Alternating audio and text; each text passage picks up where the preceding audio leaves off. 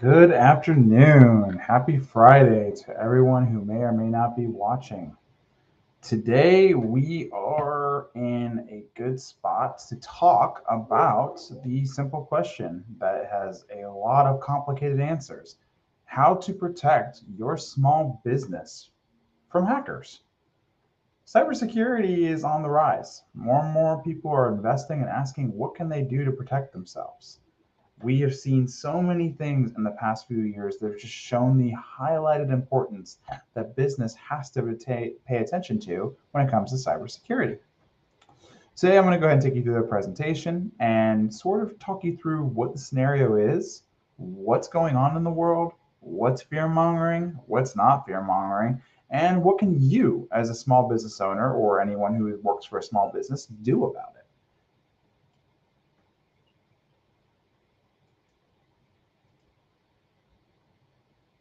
So, the premise of what we're going to talk today starts with a simple question: does ignoring a threat make it go away? Does ignoring a threat make it go away? In the next 20 minutes, you're going to be able to decide for yourself. Things really have changed. And to highlight, you're going to hear this a lot. Things have changed in the small business community. We are dealing with an ever growing threat. And in the last 3 years, things are completely different than they were before 2020. Cyber attacks are increasing. Let's start there. There is zero indicators that show that cyber attacks as a whole are slowing down. They're not. More and more businesses are being targeted and they are going crazy because the opportunity here for the hackers is they can make money on your small business. We'll talk about that in a little bit. But the questions you should be asking yourself is, how many cyber attacks are being globally are going to hit someone today? How susceptible are you and your team as a small business owner to furthering a cyber attack? And if a cyber attack, Lord forbid, were to happen, how would you respond? Cyber attacks are increasing rapidly. Wire transfers, identity impersonation, we've all heard about ransomware, but also something called business email compromise. All of them are on the rise. Well, I should say as a whole are on the rise. Every day, new tactics are invented by cyber criminals around the world.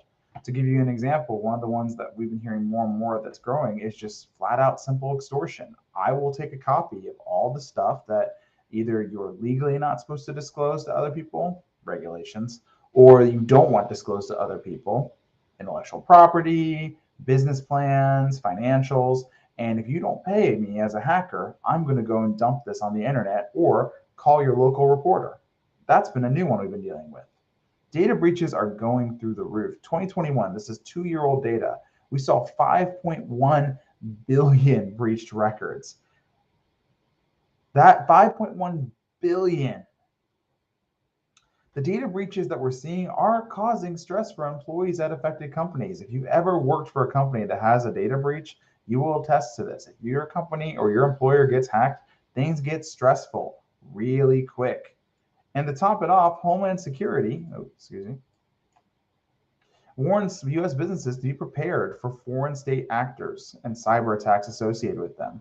The hot news has been Russian cyber attacks across all the news outlets: Russia, Russia, Russia. But to be honest, there's more foreign powers in the world than Russia that are in the cyberspace. We need to be prepared. Some questions you're going to ask yourself if you're interested in learning more about this. Two terms are thrown around a ton in cybersecurity land: a breach and a compromise. Two different words, actually. They sound like they're the same. They're used interchangeably sometimes in conversation, but they are not the same thing in cybersecurity land from my perspective and from my firm's perspective. From our perspective, and I'd say the majority of the cybersecurity community, compromises happen daily. Compromise is actually the lesser of two evils. You look at those two words, and I grew up in an era of watching James Bond movies on public television, and I would think compromise is the worst of the two. When James Bond gets compromises, out come the pistols, out come the bullets, things are about to get real. But in this world, In the world of cybersecurity and small businesses, compromises are actually the lesser of two evils. You make compromises all the time. That could be you say a little too much over the phone you probably shouldn't have mentioned. You write something down in open space on a notepad you probably shouldn't have left out in the open. You forgot to lock your computer when you walked away from it. You clicked an email you probably shouldn't have clicked. You put a weak password on your social media accounts. The list goes on and on and on. We make compromises all day long. It's okay. We're human. No one expects you not to have a compromise in your life. The problem is when we ignore compromises. Remember our initial question. Does ignoring a threat make it go away? If we ignore compromises, they have a nasty habit of coming back and compounding with interest. They can become what's called a breach. A breach is what you hear about in the news. A breach means an attacker has a significant foothold in an organization, and they are incredibly difficult to get out at that point. When you hear someone who ends up in the news, chances are it's because they've been breached, not compromised. You got to ask yourself, what do you think is the biggest cybersecurity threat to your small business? Seriously, based on your current knowledge, ask yourself that question. I'll give you a hint. It's really not as technical as you think it would be. Cybersecurity at the end of the day is a people problem. There's tech, don't get me wrong. There's absolutely a tech component to this. But it's people. People make mistakes. People make compromises. On the other end of the equation, it's actual people targeting and attacking small businesses. People are the greatest threat to your business. People make mistakes. People are fallible. People might not be the most diligent or the most thoughtful. And also, people can just be plain right not good when we're talking about attackers. We're seeing this more and more. We talked earlier about this. Business email compromise has a nasty way of getting into people's bank accounts, whether it's diverting funds through an email chain that you thought you were paying an invoice for one thing and ended up a scammer took over an email and directed the invoice somewhere else. Sometimes it's financial information that's used to accomplish an illicit wire transfer. We are seeing this actually happen in real time, where because your email gets compromised, you can lose significant money in the bank. And we've been part of that actually multiple times in cybersecurity incidents. You don't think about that. You think my email and my bank, how is that connected? Well, what do you do with your email? You talk to other people. You talk to your bank sometimes. Your bank sends you statements in your email. You talk to other customers if you're a business. You might send them invoices. Well, what happens if someone goes in there and changes the routing number on an invoice you sent to a customer? That customer could wire money to somewhere thinking it's you. By getting into your email account, attackers can get a serious hook into your business operations, and they can go ahead and wreak serious financial damage. And it's happening. It's one of the worst attack vectors right now. Another one, I talked about this before. If an attacker just got into your network, your environment, what we call your network is your environment. So it's your computer, your cloud accounts, your business Wi-Fi, your servers, whatever that might be. They took any data. How much do you think that would impact your business if they started to sell it on the dark web? Context, the dark web is an open internet for criminals that's nigh untrackable, where they do their dirty dealings. They can sell, put things at auction, and it does serve sometimes as a semi-permanent reminder of what happened to your business if you get hacked in some scenarios. And then, of course, the almighty question, something happens to you, right? And forget data. Let's just ask the question. A cyber attack happens to you. How much are you going to end up paying to get yourself back to where you were beforehand, to keep the damage from getting worse or to reverse the fallout? These criminals know that calculation. They've calculated it out well. That's where you hear about ransomware criminals that are charging $500,000, or business email compromise attacks that will go ahead. And we'll talk more about that later. Business email compromise attacks that siphon off significant financial assets. Being small is not a defense. Small business is getting hammered by cybersecurity threats. Small business is 50% of the US American economy last time I checked. It has a lot of money at play. And thanks to the advent of new technologies, running cyber attacks at scale, where it's easy, repeatable, and scalable business for the attackers, is absolutely easy to do on a small business. And most small businesses have not invested anywhere near the level a big business has in their cyber defenses or being proactive about this issue. Here's my challenge. I'm a cybersecurity professional. Well, let me share you guys some of my pain here, some of the things that I struggle with. On average in 2019, so 4 years ago, someone was developing a new kind of malware every 4.2 seconds. 92.4, almost 93% of all attacks are delivered via email. Every business has an email. If you're in business, you have an email, chances are. I have a client that is a Mennonite roofing company, and guess what? They have email. They didn't used to have a whole lot, but they had email.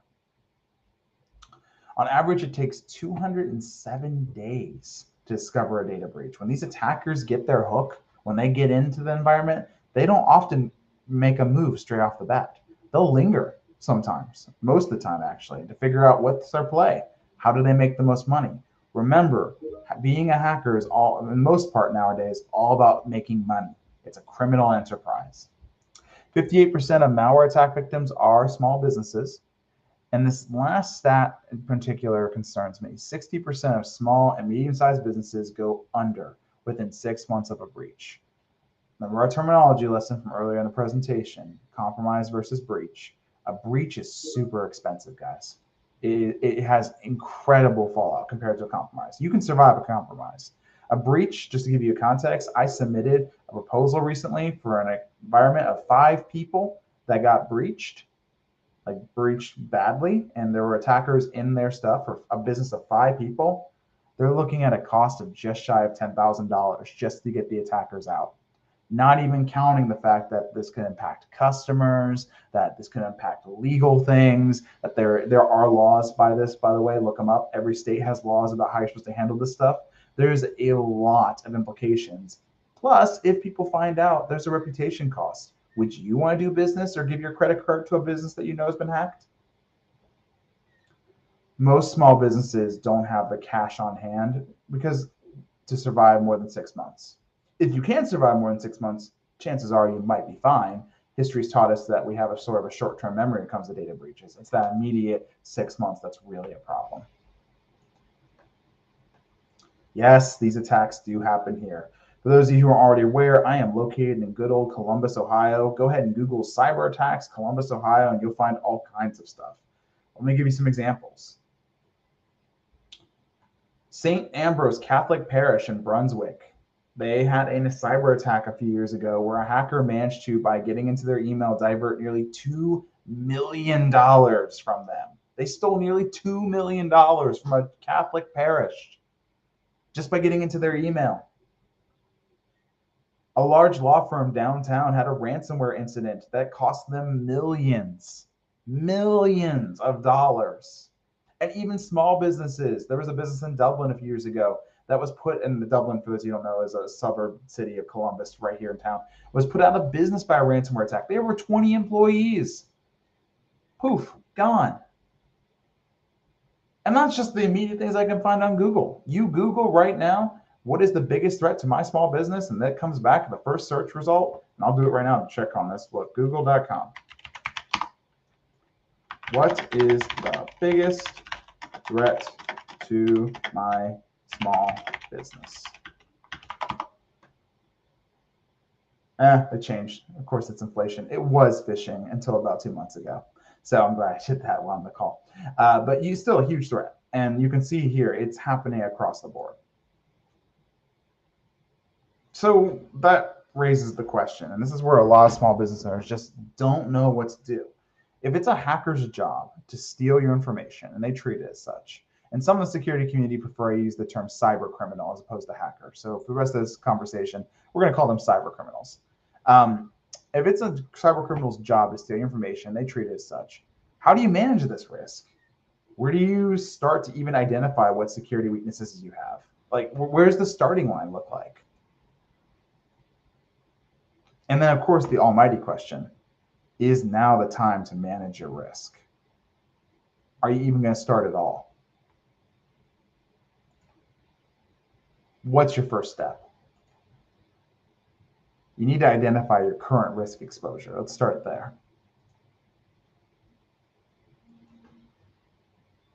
So first and foremost, let me give you an easy one, proactive that you should do. This every webinar I believe should have some freebies. Here's my freebie to you. Turn on multi-factor authentication.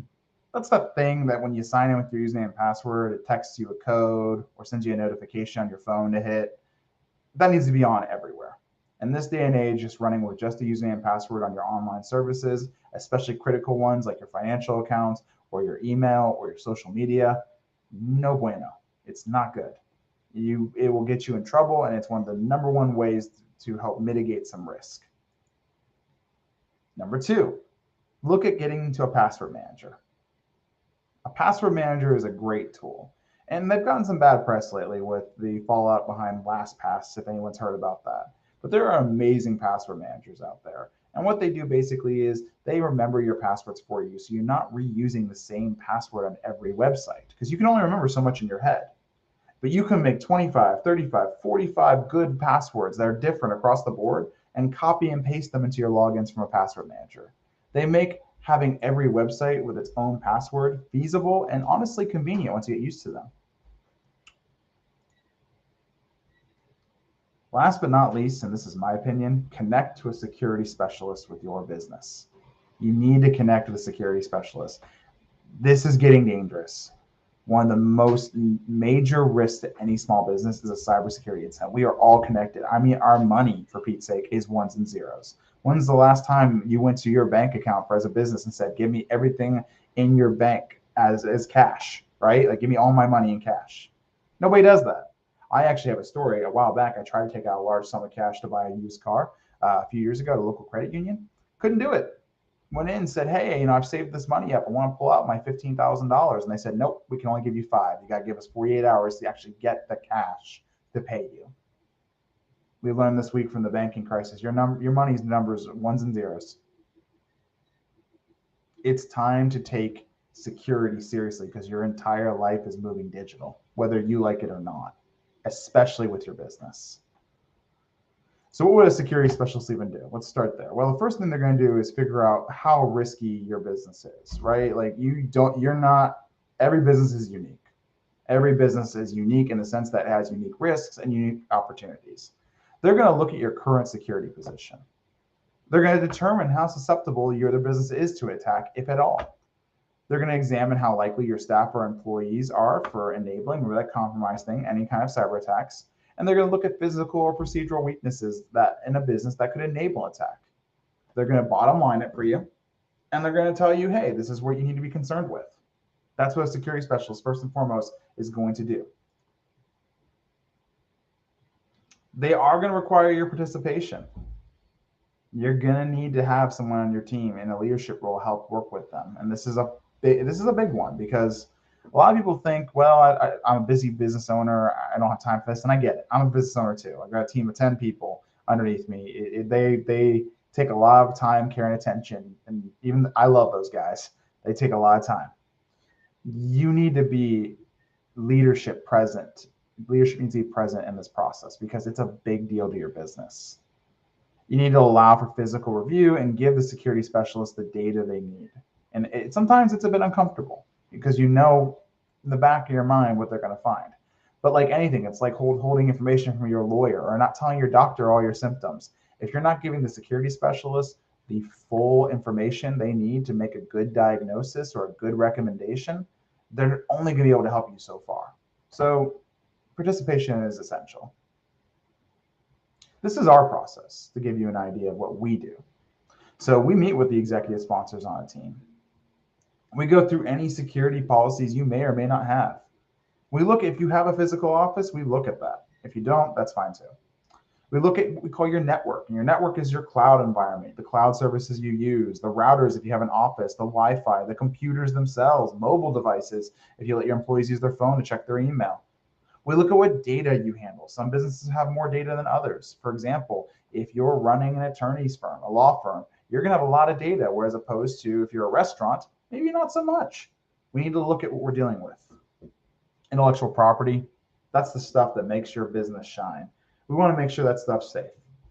That's everyone from pharmaceutical companies, obviously they got some intellectual property, all the way down to your construction firm. Maybe you do something really good that your competitors don't know about. That's important to you. We want to make sure that's not just going to end up on the internet somewhere.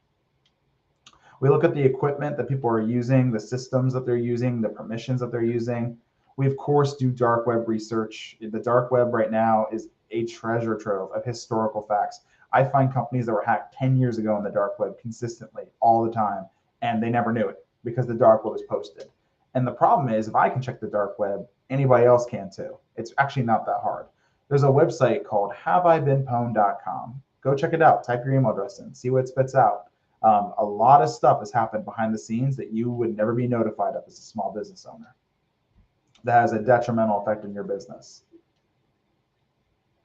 Once we're all done, we present the findings to you and you alone, and we give you a recommendation. So this is if you work with me, for example. You would go ahead and get a recommendation at this point of what, if anything, do you need to do? A cybersecurity risk assessment is what we call these.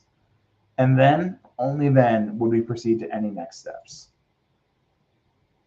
My last thing I want to say to you is I am going to strongly encourage everyone who looks at this webinar, take action. Don't bury your head in the sand. There's so many things we can talk about with this. Insurance isn't what it used to be when it comes to cyber insurance. You don't get payouts that easily. There is more risk than ever. Hackers have developed more sophisticated tools to make it super simple for them to take all your passwords for all your logins. I mean, I can go on and on and on. Sitting still and burying your head in the sand is not an option in this day and age. And I think that the world events around us back that up. Things are getting dicey out there. Cyber intrusions and cyber attacks are going to be a thing. I just looked at a Wall Street Journal article recently that talked about China was breaking into more private business, or suspected, I should say that, suspected, alleged Chinese actors, Chinese IP addresses were breaking into more small businesses than ever before on their networks. Things are getting dicey. You can choose to sit around and wait for something bad to happen and then roll the dice on whether or not it's going to end well for you, or you can be proactive. You know where I stand. Thank you all for taking some time to listen through this. I hope this was helpful. Cyber attacks are on the rise. We should be proactive. The data supports that being and sitting still is not an option. So take control back. Take control of your business. Take control of your cyber risk. Be proactive on this. And we're going to get through this all together. Thank you so much and have a wonderful weekend. It's Friday as I record this.